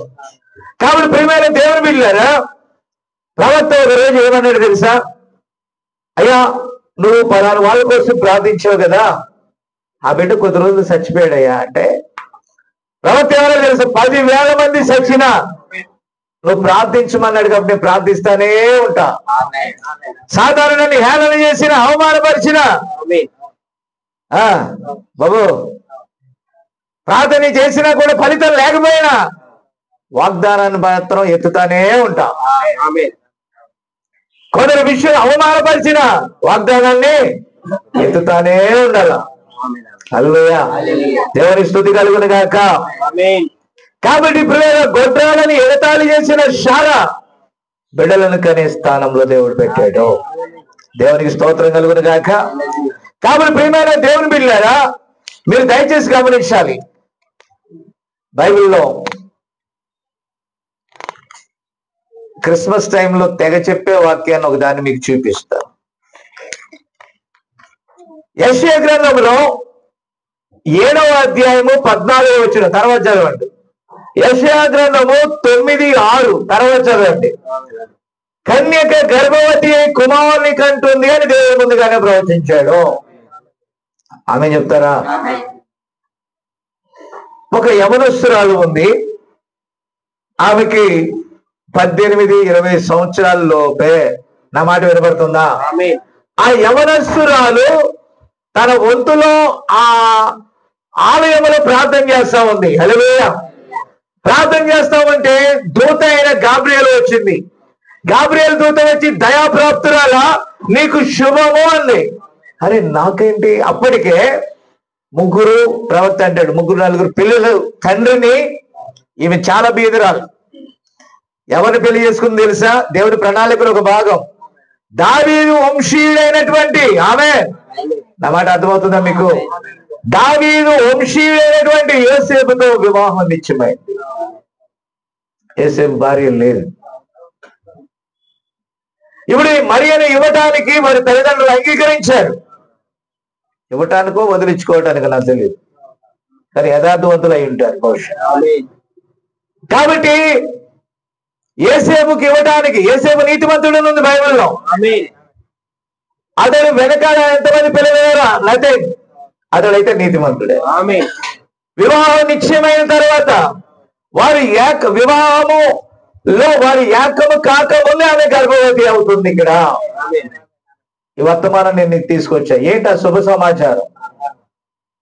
అంతేనా? నువ్వు గర్భవతి అయి కుమారుని అంటావు. యెషయా ప్రవచించినది ఇక్కడ జరగబోతుంది. ఆమెకు తెలుసు అది పెద్ద నింద. వాక్యాన్ని మోయాలంటే ఏం అనుభవించాలి మిస్టర్? ఆమె నింద అనుభవించాలా? నా మాట అర్థమవుతుందా? కాబట్టి నిందకు ఆమె ఓర్చుకుంది. ఆమె కాబట్టి యేసేపు సందేహించాడు. ఆమె ఎలా గర్భవతి అయిందని సందేహించాడు. మానవ నైజం అది. సందేహిస్తే దేవుడు మాట్లాడాడు. నువ్వు సందేహించకు, ఆమెను చేర్చుకోవడానికి భయపడకు అని అంటే ప్రజలందరికీ, బంధువులందరికీ, ఇతరులందరికీ భయపడకుండా ఆమెను చేర్చుకున్నాడు. ఈరోజు ఈ వర్తమానం చేర్చుకోవాలంటే కూడా నీవు ఒక మరియ కావాలా, నువ్వు ఒక యేసేపు కావాలా? ధైర్యం ఉండాలా? ఏముండాలా? ఉండాలా కదా? కాబట్టి ఎందుకంటే ప్రజల దృష్టిలో నింద. ఎవరు నమ్మారు? ఇప్పటికైనా ఈ కాలం వరకే నమ్ముతున్నారా? మనిషిని మీరు దేవుడు అంటారంటారు. సరే, మన సమయం అయిపోతుంది. కానీ ఇది వాగ్దానం నెరవేర్పు. ఏమన్నాడు? ఒక కుమారుని కంటారు అని. నువ్వు కంటావని చెప్పాడు దేవుడు. ఆమె నింద భరించింది, కుమారుని కన్నది. అక్కడ సునియాన్ అనేటటువంటి ఒక వృద్ధ యాజకుడు ఉన్నాడు. ఆమె అన్నాడేటటువంటి ఒక వృద్ధురాలను 7 సంవత్సరాలు భర్తతో కాపురం చేసి అనేక సంవత్సరాలు ఆమె విధవరాలుగా ఉండి కనిపెట్టుకుని ఉంది వాగ్దానం కోసం. దేవుడు ఆ వృద్ధ సేవకుడికి ఒక ప్రామిస్ చేశాడు సుమియానికి. ఏమని? నీవు ఆ పరిశుద్ధుని చూచు వరకు నువ్వు చావు. కాబట్టి కనిపెట్టుకున్నాడు. మీరు రహస్యముగా 8వ దినాన్ని సున్నతి చేయాలా, 8వ దినాన్ని ఏం చేయాలా? సున్నతి చేసి మందిరంలో ప్రతిష్టర్పణ ఇవ్వడానికి వారు అక్కడికి వచ్చారు. అది యూదుల ఆచారం ప్రకారం. వచ్చినప్పుడు అందరూ కూడా వారి పిల్లలకు మంచి మంచి డిజైన్ అల్లికలు తీసుకొని వచ్చారంట. అంతే కదా? అసలు క్రిస్మస్ చేసుకునేటప్పుడు అందరు మంచి బట్టలతో వస్తారా? మీరు పెద్ద ఇదిగా చేస్తారు కానీ వస్తారా? ఎవరికి ఎక్కువ డబ్బు ఉన్నది వాళ్ళు పొట్టు చీర కడతారు. పొట్టా పట్ట? ఓకే పిల్లరా, ఇదంతా ఏం చేస్తుంది? ఒకరిని మిమ్మల్ని ఎలా చేస్తుందండి? అవమానపరిచేది తప్ప వాక్యం అందరిది. దాంట్లో నువ్వు చెత్త చెదారాన్ని తీసుకొచ్చి పెడితే అది తప్పు. ఆమె కాబట్టి అక్కడ చిన్న పిల్లవాడికి 8వ రోజే ఆ గుడ్డలే తెచ్చారు. ఏది? ఆ ఎద్దు గాయాలు కడతారే కాడికి, అవి చుట్టి ఆ పిల్లవాడిని తీసుకొచ్చారు. కొద్ది కంపు కొడుతుంది. అందరు పక్క వస్తున్నారే. ఏంటిది? ఏసయ్య అవమానం. ఆయన చూసి అందరూ ఎక్కడికి వస్తున్నారు? తల్లులందరూ పక్కకు వస్తున్నారు. వృద్ధుడు కనిపెట్టుకున్నాడు. దేవుని ఆత్మ మాట్లాడుతుంది. ఇదిగో వచ్చాడు మెస్సీ ఆలయంలోకి. హఠాత్తుగా ఆయన ఆలయంలో ఉన్నాడు. చూడు, వెళ్ళు. ఆ వృద్ధుడు ఆలైనటువంటి అన్నతో కూడా దేవుడు మాట్లాడుతున్నాడు. నీవు అతను ఎత్తుకో. అందరు మా పిల్లోని ఎత్తుకుంటాడు, ముసలోడు మా పిల్లోని ఎత్తుకుంటాడు అనుకుంటే సరాసరి నాదా ఇన్నాళ్ళకు నా మీద దయ చూపించామని ఎవరు ఎత్తుకున్నారు? ఆ కంపు కొట్టే దేహము, కంపు కొట్టే వస్త్రాలతో చుట్టబడిన ఆ చిన్న బాలుని ఎత్తుకున్నాడు. ఈరోజు వాక్యాలను ఎత్తుకో. చిన్న వర్తమానం ఇది. పైన రూపం చూడమాక, చర్చి ఉందా లేదా చూడమాక, చర్చి మీద శిలువ ఉందా లేదా చూడమాక, వాక్యమో కాదో చూడదు, అది సజీవమో కాదో చూడు. మృతమైన ఆలయాల్లో దేవుడు లేడు, సజీవ వాక్యం కలిగిన ఆలయంలోనే దేవుడు ఉన్నాడు. దేవుని స్తోత్రం. హల్లెలూయా. కాబట్టి ఈ వృద్ధులు ఆయనను చూచి నెమ్మది పొందారు. ఎందుకంటే అతడు నీతిమంతుడు. అనేక మంది ఆ ధనికుల వైపు చూస్తున్నారు, కానీ ఆ మురికి గుడలలో దాచబడిన క్రీస్తును వారి ఇరువురు పరిశుద్ధాత్మ కలిగిన వారు గమనించారు. దానికోసం ఎన్ని నిందలన్నా రాని సత్యాన్ని సత్యంగా బోధించాలి. హల్లెలూయా, దేవుని స్తోత్రం కలుగును గాక. కాబట్టి ప్రియమైన దేవుని బిడ్డలారా, వాళ్ళు తూర్పు దేశంలో జ్ఞానులు ఉన్నారు, వాళ్ళు పరిశోధన చేస్తున్నారు. నా మాట అర్థం చేసుకోవాలి, నేను త్వరగానే వెళ్ళిపోతున్నాను. పరిశోధన చేస్తున్నప్పుడు అనేక రాశులలో ఉన్న ఈ నక్షత్రాలు ఏకరాశిగా మారింది. ఆమేన్. అది ఎక్కడ ఉన్నది? తూర్పున వారు చూశారు, అది పశ్చిమానికి కదులుతా ఉంది. ఆ వేకువ చుక్క ఎక్కడైతే ఆయన పుట్టారో అటువైపుగా కదులుతూ ఉంది. వారు ఆ టైగ్రిస్ నదిని దాటి 2 సంవత్సరాలు పైగా, ఆమేన్, ఈ 2 సంవత్సరాలకు పైగా, హల్లెలూయా, వారు నడుచుకుంటూ వచ్చారండి. తూర్పు నుండి పశ్చిమ వైపు కదిలారు. వచ్చిన తర్వాత యెరూషలేం పట్టణంలో రాజవీధులలో, విన్నారా, హేరోదు ఇంటికి వెళ్ళారు. ఎందుకంటే అక్కడ బిషప్ ఉంటారు కాబట్టి. అర్థమైందా? మనం అందరం కూడా త్రోవ తప్పిపోయి ఎక్కడికి వెళ్ళాం? సత్యవేదం అంటది సిఎస్ఐలో సమాధుల తోటలు ఉంటాయి. సమాధులే లేవు దేవుని రాజ్యం ఉన్న వారికి. అయినా సమాధి చేసేది నువ్వు చూస్తావా? ఇప్పుడు సువార్థికులు ఇజ్రాయెల్ గారు, సౌభాగ్యమ్మ గారు చచ్చిపోయారు. ఇప్పుడు ఇజ్రాయెల్ గారు, సౌభాగ్యమ్మ, మా అబ్బాయి పీటర్ ఎంత బాగా కట్టాడు సమాధి అని కూర్చుంటారు. అక్కడ చూస్తారా? నువ్వు సత్యాన్ని చూస్తావా? మరి చూడడానికి ఎందుకు అంత ఆలాపన? నిత్య జీవపు మాటలు నమ్మాలి. కాబట్టి ప్రియమైన దేవుని బిడ్డలారా, చాలా మంది ప్రలోభ పెడతారు, అలాగా అవమానపరుస్తారు, అలాగా నేను వెనకకు లాగాలని చూస్తారు, అలాగా. కానీ వాక్యము నీలో ఉంటే ఎవడు నేను పడేయలేదు. ఎప్పుడైతే హేరోదు ఇంటిలోకి 3 జ్ఞానులు వచ్చారో, 2 సంవత్సరాలు అయిపోయింది అక్కడ. ఎప్పుడైతే వచ్చారో రాజు కలవరపడి జ్ఞానులు పిలిపించాడు, బిషప్పులు పిలిపించాడు, డీడీలు, బీడీలు, పిహెచ్డీలు అందరూ వచ్చి చూడండి రా లేఖనాలు అన్నాడు. చూశారు. ఒకడు పుట్టవలసి ఉంది కానీ నమ్మశక్యంగా అనిపించాలి వాళ్ళకి. వాళ్ళకి అర్థం కాదా వాక్యం? ఆమేన్. మీకు అర్థమవుతుందా? సత్యం వాళ్ళకి అర్థం కాల. అయితే నక్షత్రం అక్కడ లేదు. రాజు కోపం వచ్చి, నేను కాక వేరొక రాజవుడు అని చెప్పి, మీరు ఎంతకాలం అయింది వచ్చేయండి? 2 సంవత్సరాలు. అయితే 2 సంవత్సరాల్లో పిల్లలు వేసేయండి రా. నమ్మకపోవడం వల్ల ఏం జరిగింది? వివాదం పుట్టి ఏమైంది? హత్య, వధ. అయితే ప్రవక్త చెప్పినట్టుగా ఇర్మియా ప్రవక్త చెప్పాడు, రామాలో అంగలార్పు వినబడును. అది కూడా లేఖనము నెరవేరులాగానే జరిగింది. మరియ క్రీస్తుని గర్భం ధరించినప్పుడు జనాభా లెక్కల కోసం వెళ్లాల్సి వచ్చింది.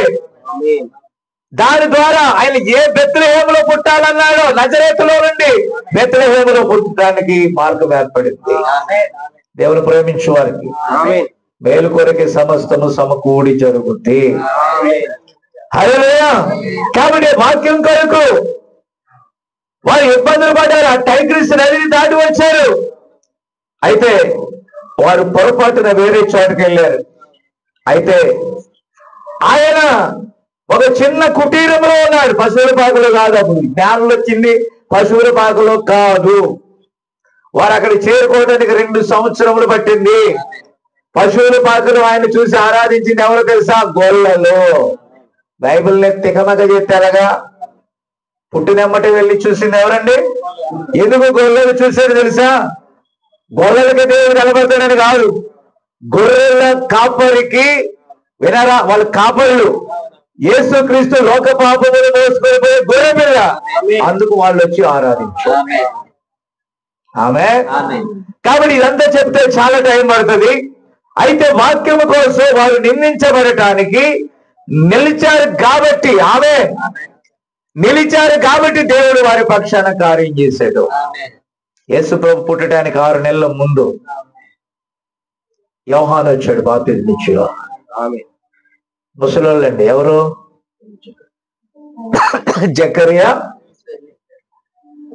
జకరియా తన వంతు యాజకత్వం వచ్చినప్పుడు తరగతి క్రమం చొప్పున తన వంతులో నిలబడి తన భార్య గొడ్రాలు, తనకే ఆశీర్వాదం లేదు, ఇతరులకు ఆశీర్వాదం ఇచ్చే స్థానంలో ఉన్నాడు. ఎంతగా ప్రార్థించి ఉంటాడు. జకర్యాతో దేవునితో మాట్లాడి ఆ వృద్ధురాలు కంటది అంటే నమ్మారు వాళ్ళు. హల్లెలూయా. అయితే కొద్ది రోజులు అయ్యాక గర్భంలో శిశువు కదలాడట్లా. ఆమె గడ్డ కట్టుకుపోయింది. శిశువు గర్భంలో గడ్డ కట్టుకుపోతే కదలకపోతే జీవం ఉండదు. కాబట్టి మరియాని దేవుడు పంపించాడు. ఎందుకంటే వాక్యం ఎక్కడికి వెళ్ళాలి? ప్రవక్త దగ్గరికి వెళ్ళాలి. ప్రవక్త ఎక్కడున్నాడు? గర్భంలో ఉన్నాడు. వాక్యం ఎక్కడుంది? మరియ గర్భంలో ఉంది. తల్లి గర్భంలోనే వారు ప్రత్యేకించబడిన వారయ్యారు. ఎప్పుడైతే ఆమె మరియా అక్కడ ఉన్నటువంటి పల్లె సీమల్లో ఉన్నటువంటి ఎలిజబెత్ దగ్గరికి వచ్చిందో, ఆమె శుభవచనం వినగానే అప్పుడు బిడ్డ కదిలే. హల్లెలూయా. కాబట్టి ప్రియమైన దేవుని బిడ్డలారా, మీరు దయచేసి గమనించాలి. దేవుడు ఒక కార్యము ఒకరికి బయలుపరిచినట్లయితే ఆ దేవుని కోసం నువ్వు నింద భరించాలి. ఫైనల్ గా ఒక మాట చెప్పేసి ముగించేస్తాను. యేసు ప్రభు పుట్టిన తర్వాత సాతాను గాడు కూర్చున్నాడు. వాడికి డౌట్ ఏంటంటే, నువ్వు దేవుని కుమారుడువా? అసలు నువ్వు పుట్టిన రహస్యం తెలిస్తే నేను సాతాను గాని కూడా పుట్టింది అలాగా. ఆ రహస్యం ఏంటి? కన్యక గర్భం ధరించాడు. దీని వల్ల కాదు. మీకు అర్థం కాలేదా? కన్యక. ఇప్పుడు హవ్వ ఎవరు? కన్యక కదా? కన్యకతో కూడింది ఎవరు? ఆ కన్యక. ఫస్ట్ కూడింది ఎవరయా? నేనే చెప్పవేండి, నిద్రమత్తులో ఉన్నవాడా? వాక్యం చెప్తే ఐదుకు కిటికీల్లోంచి పడతాడు, గుమ్మం కాడ పడతాడు. జాగ్రత్తగా ఆమె పౌలు బతికిచ్చాడు, నేను ఆత్మీయంగా బతికిస్తాను. దేవుని స్తోత్రం. కాబట్టి దేవుని పిల్లలు మీరు దయచేసి వినాలి. అంతేనా? కాబట్టి ఒక దాని ద్వారా నష్టం జరిగితే మరొక దాని ద్వారా జీవం వస్తుంది. అక్కడ జరిగిన దాని వల్ల ఏమొచ్చిందని మరణం వస్తే, ఇక్కడ జరిగిన దాని ద్వారా జీవం వస్తుంది. ఆమె చెప్తారా? అయితే సాతానుడు దీన్ని మోసగించడం వల్ల కాదా? ఎందుకంటే దేవుడు ఆమెలో పెట్టిన గర్భము, హెబ్రీయులకు రాసిన పత్రికలో ఏమన్నాడు తెలుసా? దేవుడు తయారు చేసుకున్న గర్భం అది. ఆమె ఈ గర్భము హల్లెలూయా సాతాను వల్ల కాదు. ఆ నిర్మాణము సాతాను వల్ల కాదు. అప్పుడు వాడు అనుకున్నాడు, పుట్టక ముందే కడుపులో చంపుదామని చాలా ప్రయత్నాలు చేశాడు. నేను తల్లి గర్భంలోంచి బయట పడేటప్పుడే పీక మీద కట్టేసి రాగాడు. నా భుజం మీద 7 కుట్లు ఉన్నాయి. పలుమార్లు చంపాలని చూశాడు, అవమానపరచాలని చూశాడు. రైలు కింద, కాలువలో, నీటి ద్వారా, జలముల ద్వారా, ప్రమాదముల ద్వారా, లారీల కింద, పాము కాటు వల్ల ఎన్నో ప్రమాదాలు మీద నుండి వెళ్ళిపోయాయి. బట్ ఈ వాక్యం మీకు నేను ధైర్యంగా చెప్పగలను. ఏంటో తెలుసా? నేను ప్రకటించేది అయ్యే వరకు నా తల వెంట్రుకల్లో ఒక్కటి కూడా సాతాను తాకలేదు. నిందలు భరిస్తా, అవమానాలు భరిస్తా, కానీ వాడు నా ప్రాణాన్ని మొక్కలేదు. యోబు జీవితాన్ని ఒకసారి చూడండి మీరు. సాతాను అన్ని రకాలుగా శోధించాడు. పిల్లలను చంపాడు, ఓర్చుకున్నాడు. ఆస్తి పోయింది, ఓర్చుకున్నాడు. వ్యాధి వచ్చింది, ఓర్చుకున్నాడు. మానసికంగా స్నేహితులు హింసిస్తున్నారు, ఓర్చుకున్నాడు. ఏది వచ్చినా ఎవరికి చెప్పాలి? మనం ఇంట్లోకి వచ్చి గట్టిగాను, నీ భార్య పేరేంటి? స్వరూపకి చెప్పాలి. దీన ఎవరికి చెప్పాలి? అన్ని విషయాలు ఎవరికి చెప్పాలి? తన భార్య అయిన స్వరూపకి చెప్పాలా? నీ బాధలన్నీ ఎవరికి చెప్పాలా? అదే ఎవరు? రిబ్కాకి చెప్పాలి. ఓకే. ఆమె ఆ రిబ్కా అంటది, ఈ బతికే బదులు సావచ్చు కదా. అమ్మా రాయలక్క విన్నారా? యోగుని అన్నారా? అమ్మ రాయలక్క ఏం పేరు ఆయన పేరు, ప్రకాష్. ఈ తాగి తందనాలు ఆడే బదులు ఉన్నా ఒకటి, నువ్వు లేకపోయినా ఒకటి. హల్లెలూయా. పిల్లలు ప్రార్థన చేయండి, వారి కోసం మారుతారు.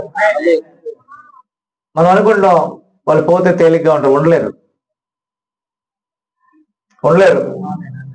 తప్పు అది, రిబ్కా వినారా?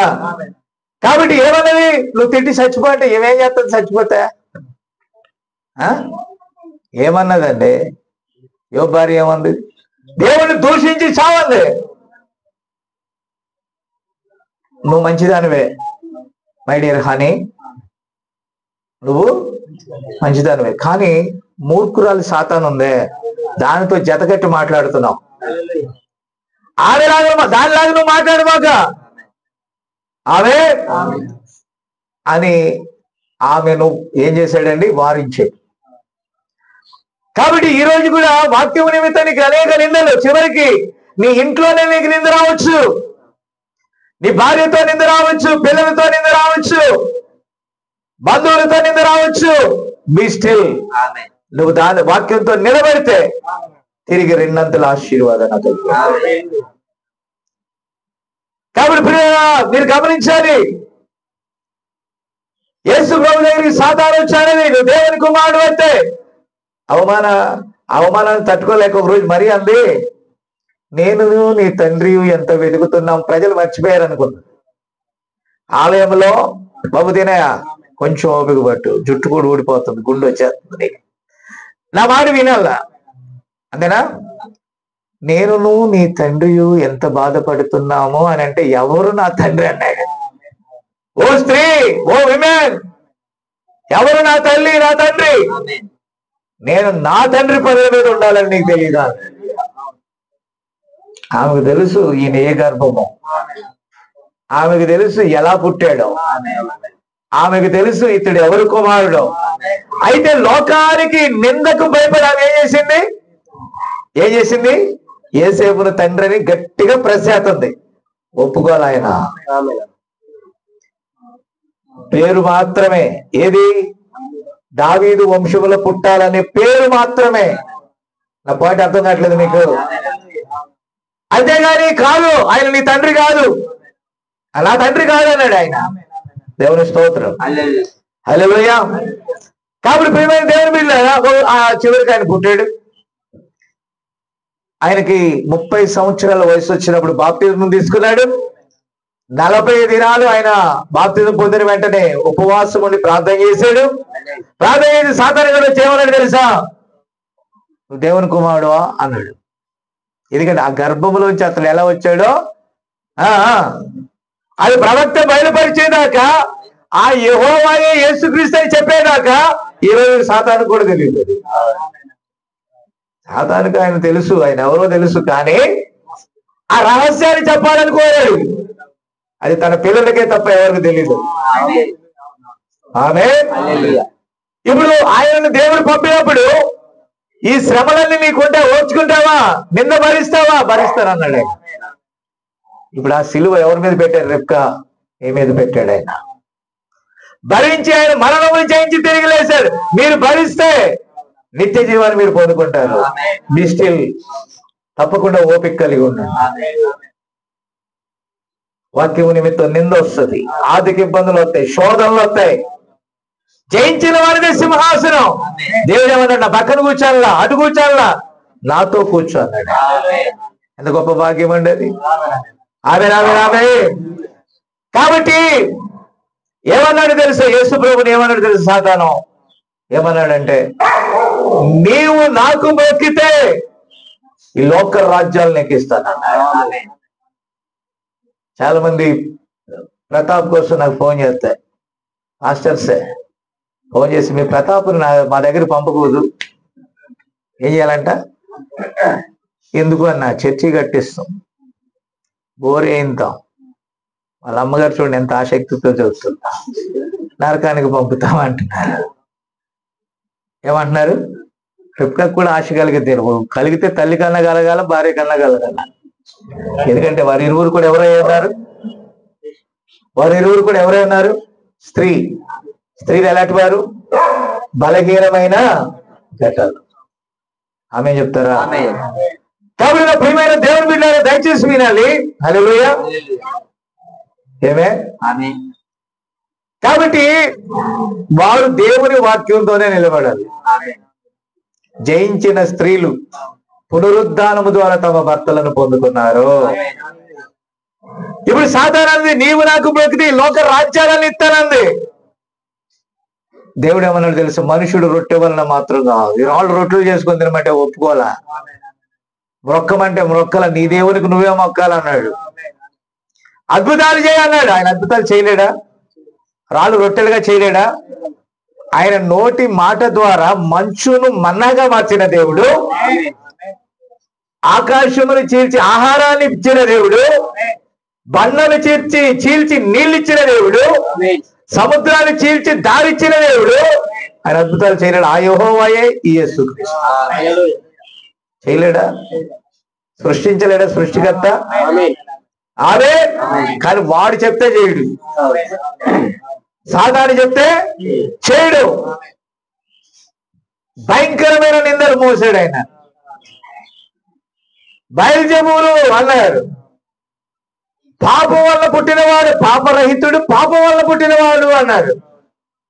అనేక నిందలు ఆయన భరించి సిలువను మోసి ఆ సిలువ దగ్గరికి వెళ్ళినప్పుడు శిష్యులు విడిచి వెళ్ళిపోయారు.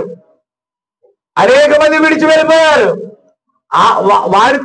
ఆయనతో ఉన్నవారే ఆయన ఎరగనని చెప్పారు. ఆమె ఎంత అవమానం అండి! నింద, ఎంత నింద అది! వినారా? ఆ తర్వాత ఆ సృష్టికర్త ఎన్నో అద్భుతాలు చేశాడు భూమి మీద. ఒక ముసుగు వేసి ఆయన హృదయ రహస్యాలు బయలుపరిచే దేవుడు. కొట్టింది ఎవరు చెప్పలేడా? గడ్డం లాగింది ఎవరు చెప్పలేడా? అయితే అది ఏ గడియో తెలుసు? అంధకార గడియ. ఆయన దాన్ని ఓర్చుకోవాలి. ఒప్పందం ఉంది అక్కడ, ప్రామిస్. కాబట్టి ఆయన ఓర్పు వలన జయించాడు.